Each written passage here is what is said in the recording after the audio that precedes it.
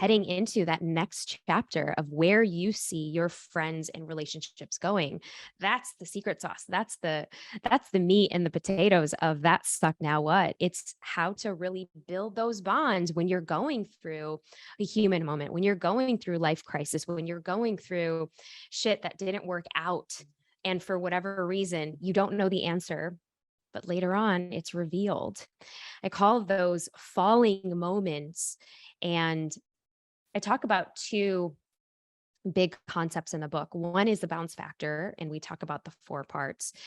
And the second big framework inside of the book is called the fly forward method. And with that framework, there's five parts of the framework to fly forward past any shitty human moment, any circumstance, any setback, any challenge that you might be facing. But the first step is really entering that fall, the falling moment, or that initiation, or the great night of the dark night of the soul, or really beginning your hero's journey. And we've all had initiations in that way. Sometimes, if you didn't take the lessons in that initial initiation, like a fallen breakup or an issue with a friend that didn't go right, the universe will give you and repeat those same lessons in different people, in different circumstances, in different ways to say, hello, wake up. I'm right here. I'm ready for you to begin healing so that you can come back to yourself. And today, what I really want to talk about and dive into is how to begin that radical self awareness so that you can begin to start healing and integrating. Because the opposite of that is being in the victim. The opposite of that is being in the victim where something happens and it happens to you. And yes, you might have been dumped, or you might have gotten fired, or you might have gotten laid off, or that person said some mean things behind your back, and the list can go on and on and on. In fact, if I were to invite you to just close your eyes for a second and just think back, just connect back into your heart and think, what were some tough moments that happened for you this year? Maybe things that didn't necessarily go your way, and you fell into that victim mode. And let's be honest for a second, we all do it, right? So I am so human. And sometimes that happens as well, especially when my little girl, Isla, she is the cutest, except for when she wakes up mama at like 3 a.m. And I'm like, no, not again. No, didn't we just go through this? I thought we started sleep training. Why me? Why me? Right. And so I'm like, sometimes I'm nudging Ajit. And so he's like, come on, babe, it's your turn tonight. And because we'll take turns who's going to do the evening. And you can't help but fall into that victim mode for those 3 seconds or 4 seconds, or for some of you, 10 minutes, 30 minutes, even more. Right. And it's okay to have a pity party of one. It's okay. It's part of the healing journey.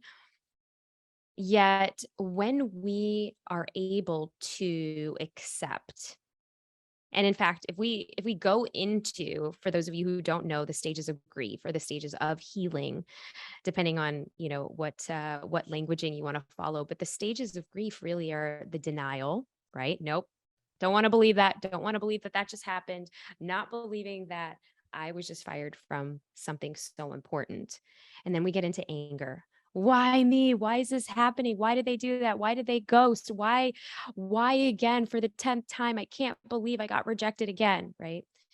And then we get into the bargaining or getting defensive around other people. And this can happen if somebody is asking. This is when we project our own ideals, our own thoughts, or our own pain, our own hurt towards others. And that's really when we are basically sharing that we're not in a good space, or that we subconsciously need help.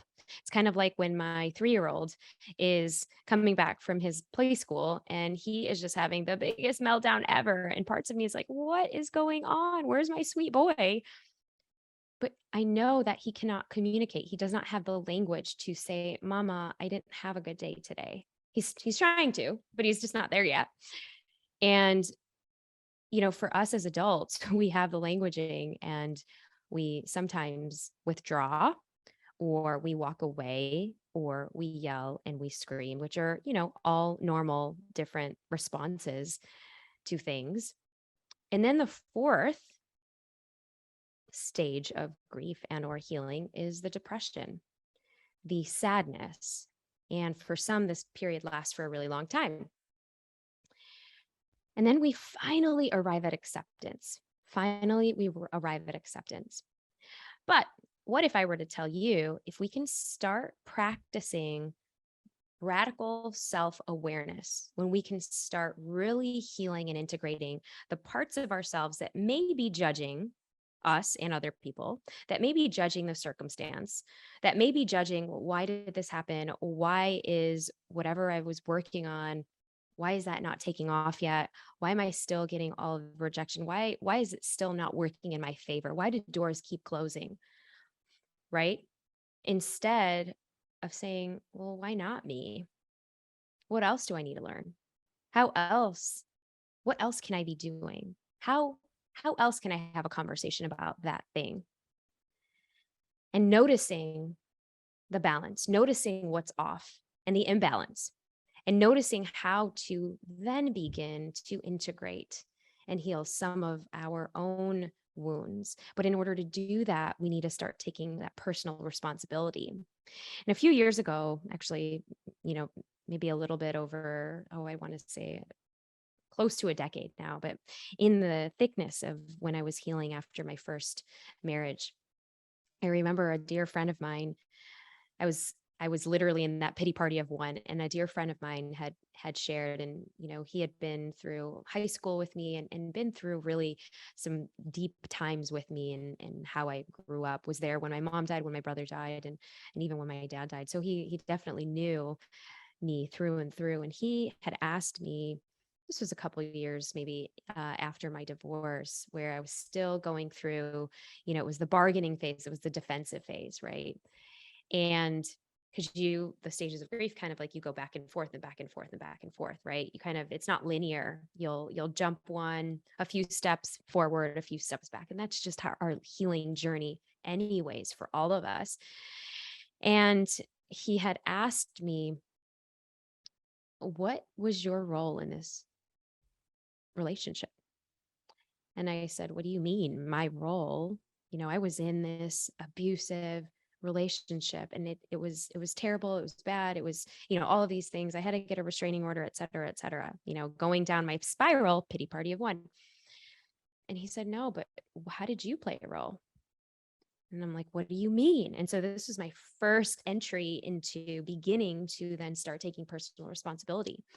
And for anyone, and I don't want to dismiss anybody who's ever been in a violent relationship, but I want to dismiss any, victims or survivors that have ever been in domestic violent situations, because I know what that's like.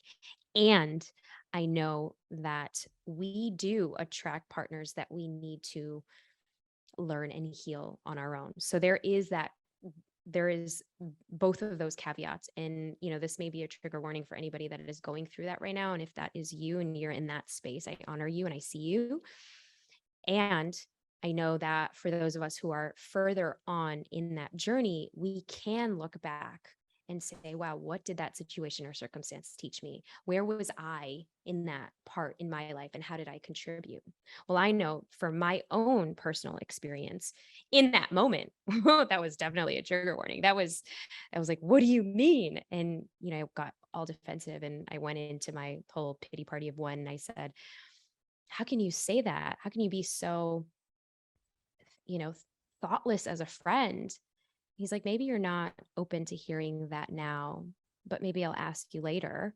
And that question really left an imprint, and that would begin a whole journey of taking full radical responsibility for my role in that. And, for anyone who is ready to embark on what that healing journey looks like, it looks like seeing how you play a role in the day-to-day nuances of what hasn't gone right, right? We've got the victim and we've got the victor. We've got somebody that is on the journey to thriving, which means that They're looking at their patterns. They're taking that self-awareness to the next level. And when we are taking our self-awareness to that next level, we are seeing, how did we contribute to that situation? And I know, going back now to my friend asking that question, I knew my contribution there was, I just wanted to recreate a family that I'd lost. So I was willing to sacrifice my worthiness to gain love and validation from somebody who didn't treat me well. And I was willing to go through that karmic lesson and learn from that experience unconditional love that I needed for myself, that I was not going to get it anywhere else from anybody else but me. And so I would call on, attract, basically emotionally unavailable partners, and I would attract them so that I could really learn that lesson for myself. And I was going to keep attracting that until either I hit a rock bottom, or I was finally able to take that self-awareness and bring it back and turn it back inward into myself to begin that healing journey and that healing process. And now I'm using this as an example because this is obviously huge in terms of integrating parts of ourselves that are either ready to let that go, because that the integration and the healing, and when we talk about integration in emotional healing journeys, we're talking about how to combine the parts that are still not okay, the parts that are fragile, the parts that are still wounded, the parts that hurt, the parts that need that tender loving care, with the parts of ourselves that are like ready to move on, ready to turn a new leaf, ready to turn a new chapter. And you might be listening to this saying, well, how do I even do that? How do I even start? And that's really, well, we've got a pre-ordered book, right? That suck. Now what? We've got an entire,